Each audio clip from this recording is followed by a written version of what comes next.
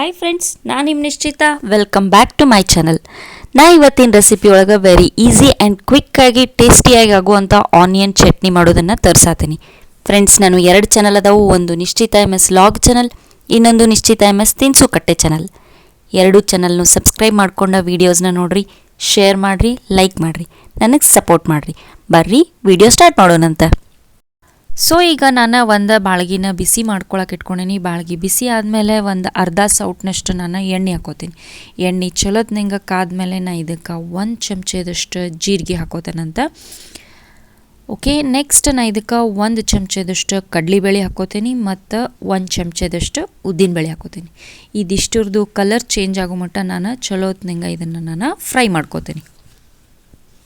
So ಬ್ಯಾಳಿ ಹುರಿದ colour change ಆಗ ನೋಡ್ರಿ. ಈಗ ನಾನು ಒಂದು 5 ರಿಂದ 6 ಒಣ ಮೆಣಸಿನ್ಕಾಯಿ ಹಾಕ್ಕೊಂಡು ಇವನು ಕೂಡ ಒಂಚೂರನ್ನ ಇದ್ರೊಳಗೆ ಬಿಸಿ ಮಾಡ್ಕೋತೇನಂತೀಗ. ಮೆಣಸಿನ್ಕಾಯಿ ಲೈಟಾಗಿ ಬಿಸಿ ಆಗ್ಯಾವ. ಈಗ ನಾನು 1 ಗಡ್ಡೆಯಷ್ಟು ಬೆಳ್ಳುಳ್ಳಿನ ಸಿಪ್ಪಿ ಸುಲಿದ ಇದಕ್ಕೆ ಹಾಕೊಳತ್ತೀನಿ. ನೆಕ್ಸ್ಟ್ ಈಗ ನಾನು ಒಂದು ಅಡಿಕೆ ಬೆಟ್ಟದಷ್ಟು ನಾನು ಇಲ್ಲೇ ಹುಣಸಿ ಹಣ್ಣು ಹಾಕ್ಕೊಂಡೀನಿ. ಮತ್ತು ಈಗ ನಾನು 1 ಕಡ್ಡಿಯಷ್ಟು ಕರಿಬೇವು ಹಾಕೋತೀನಿ. ನೆಕ್ಸ್ಟ್ ಈಗ 1 ಕಡ್ಡಿಯಷ್ಟು ಕೊತ್ತಂಬರಿ ಹಾಕ್ಕೊಂಡು ಇದನ್ನು ನಾನು ಈಗ ಚಲೋತ್ನಂಗೆ ಫ್ರೈ ಮಾಡ್ಕೋತೇನಂತ. ಸೊ ಇದೆಲ್ಲ ಮಸಾಲೆ ಚಲೋತ್ನಂಗೆ ಫ್ರೈ ಆಗೈತಿ. ಈಗ ನಾನು ಉದ್ದುದ್ದಿಗೆ ಹೆಚ್ಕೊಂಡಂಥ 1 ಉಳ್ಳಾಗಡ್ಡಿನ ಇದಕ್ಕೆ ಹಾಕ್ಕೊಂಡು ಚಲೋತ್ನಂಗೆ ಉಳ್ಳಾಗಡ್ಡಿ ಮೆತ್ತಗಾಗೋ ಮಟ್ಟ ನಾನು ಇದನ್ನು ಫ್ರೈ ಮಾಡ್ಕೋತೇನಂತ. ಸೊ ನೋಡಿರಿ, ಉಳ್ಳಾಗಡ್ಡಿ ಫ್ರೈ ಆಗ್ಯಾವ.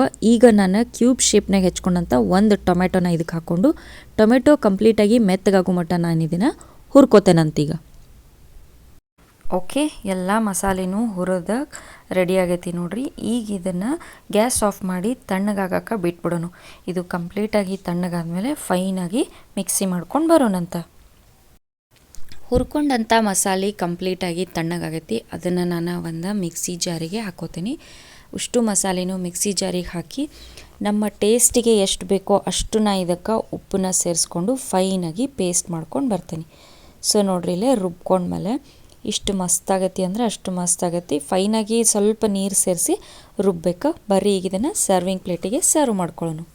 ಸೊ ಆನಿಯನ್ ಚಟ್ನಿ ರೆಡಿ ಆಗೈತಿ ನೋಡ್ರಿ. ಇದು ದೋಸಾಕದು ಭಾರಿ ಬೆಸ್ಟ್ ಕಾಂಬಿನೇಷನ್ ಆಗ್ತೈತಿ. ಕೆಲವೊಂದು ಟೈಮ್ ಹೆಂಗಾಗಿರ್ತೈತೆ ಅಂದ್ರೆ ಹಸಿ ಕೊಬ್ಬರಿನ ಇರಂಗಿಲ್ಲ ಚಟ್ನಿ ಮಾಡೋಕೆ. ಆ ಟೈಮ್ನಾಗ ಈ ಥರ ಕ್ವಿಕ್ಕಾಗಿ ಆನಿಯನ್ ಚಟ್ನಿ ಮಾಡ್ಕೊಂಡು ಸರ್ವ್ ಮಾಡಿರಿ. ಭಾರಿ ಟೇಸ್ಟ್ ಅಂದ್ರೆ ಭಾರಿ ಟೇಸ್ಟ್ ಆಗ್ತೈತಿ.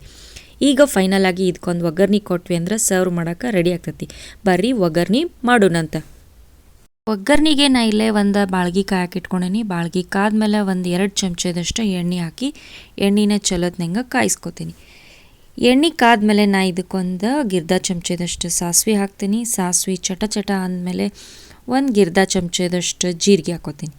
ಜೀರಿಗೆನೂ ಚಟ ಅಂದಮೇಲೆ 1 ಕಡ್ಡಿಯಷ್ಟು ಕರಿಬೇವು ಹಾಕಿ ಚಲೋತ್ನಂಗೆ ಅದನ್ನು ಫ್ರೈ ಮಾಡ್ಕೋತೀನಿ. ಸೊ ಬರ್ರಿ ಒಗ್ಗರ್ನಿ ರೆಡಿ ಆಯಿತು. ಇದನ್ನು ಚಟ್ನಿಗೆ ಸರ್ವ್ ಮಾಡ್ಕೊಳ್ಳೋಣಂತ. ಚಟ್ನಿ ಮೇಲೆ ಒಗ್ಗರ್ನಿ ಹಾಕಿದ್ವಿ ಅಂದರೆ ನೋಡಿರಿ, ಚಟ್ನಿ ಸರ್ವ್ ಮಾಡೋಕೆ ಟೇಸ್ಟ್ ಮಾಡೋಕೆ ರೆಡಿ ಆಯಿತು.